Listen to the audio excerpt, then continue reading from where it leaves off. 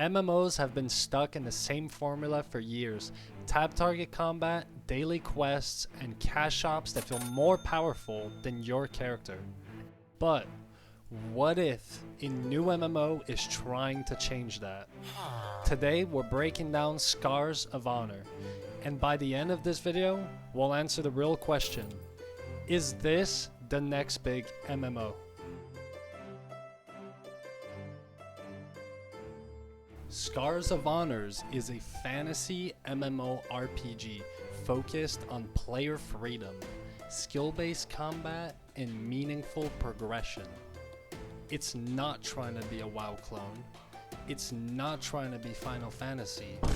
It's trying to bring back the feeling of classic MMOs, but modernized. And this is being done by building the game using community feedback and ideas, while keeping a transparent development approach with weekly update streams and videos. Now, the game didn't start with a massive development team.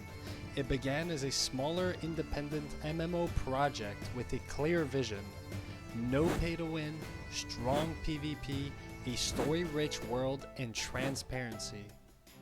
It all started with a lower-cost graphic style which resembled classic WoW, as they were a small studio. But with only a few years and a growing team, they fully overhauled to higher graphics, systems, and mechanics with the goal of polishing to perfection. Now, this is not the final product, and it's still a work in progress, but we can clearly see the difference.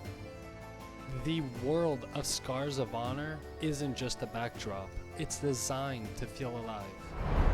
This large open world called Aragon houses many territories, with an equal amount controlled by its two warring factions, the Sacred Order, who fight for peace, and the Dominion, who want chaos. The faction conflict isn't just a storyline, but it actually affects gameplay. This is done by separating the current races into the factions, with the humans, the Sun Elves, the Dwarves, and the Barons under the Sacred Order, and the Orcs, Infernal Demons, Undead, and Grunthars with the Dominion. Now, each race will have around 4 playable classes, falling within the holy trinity of tank, DPS, and healer, which at this time there is warrior, a melee fighter, assassin, a mobile melee fighter, druid, summoner or shapeshifter, mage, a ranged damage dealer wielding elemental powers, necromancer, who can summon the dead to fight for them, mystic, a debuffer and damage dealer, pirate, a melee and ranged hybrid, priest, a healer or damage dealer, ranger, a ranged damage dealer, and paladin, the frontline holy fighter. Each class will have an expansive skill tree and will have a unique upgrade path with the Scar system, where you get to pick from a roll of upgrades, which you will be able to reroll in the future. PvP, the big question. As of current plans, Aragon will have a flagging-based PvP system, where you choose if you want to take part in the open world fights. The world will also have PvP zones similar to RuneScape's Wilderness, where it might not be optional. Now, you'll have to pick which side you want to fight for, as you'll only be able to attack the opposing faction. While tab targeting is the base, the system incorporates action-based elements, including skill shots and ground-targeted abilities.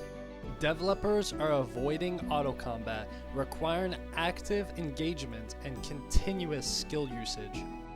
In regards to targeting, some spells require locking onto a target, while others require manual aiming.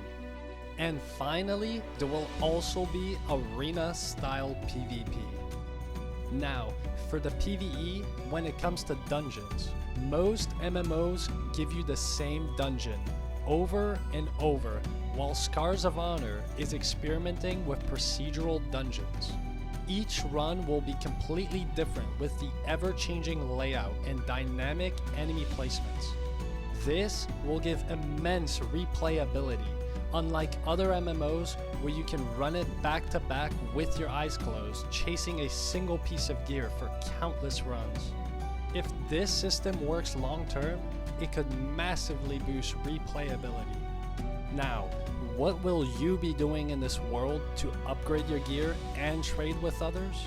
Well, as of right now, there's a couple main activities, which are wood cutting, mining, fishing, alchemy, cooking, and crafting, with more to come. Each one will have its own minigame style with timed clicks, and some will even incorporate teamwork with up to 3 or 4 players. The dev team also pointed out these timed clicked minigames will also be a strategy to combat bots, which are an issue in every MMO. Now, let's talk about the thing that kills most MMOs: monetization. The team made it clear that they want to remove all barriers to entry by making the game 100% free to play and with no subscription models or paid DLC. They want to steer clear from any pay to win. For this, they will have a strong cosmetic only shop where you will be able to buy transmog tokens, outfits, skill effect skins, and potentially more. They've recently been floating the idea of increased backspaces, but want the community's take on it before making any changes. If they stick to this model, it's a huge win, but long-term monetization always tests developers. Now, Scars of Honor is still a work in progress and needs many more things to secure its future as a competitor in the MMO genre.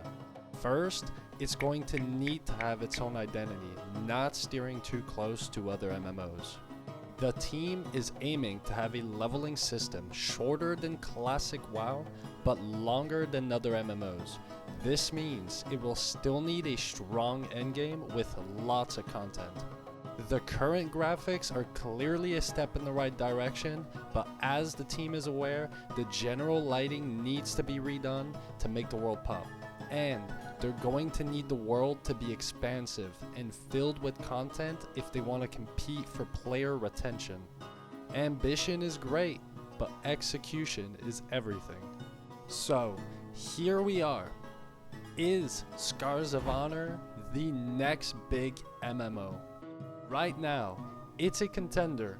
It has the systems and the vision, but the real test will be if it sticks to its free-to-play model, starting with a strong launch and holding down that player base while supporting itself with long-term updates. Now, is it worth your time? With it being free to play, you have nothing to lose. You'll be able to play with no subscription commitments or upfront costs. So, let me know in the comments below, what are you looking forward to in Scars of Honor? And do you think this will be a contender in the MMO genre and possibly the next big MMO? And while you're there, if you're interested in future MMO coverage and keeping up with Scars of Honor, because I have a lot more coming on this game, subscribe to not miss out.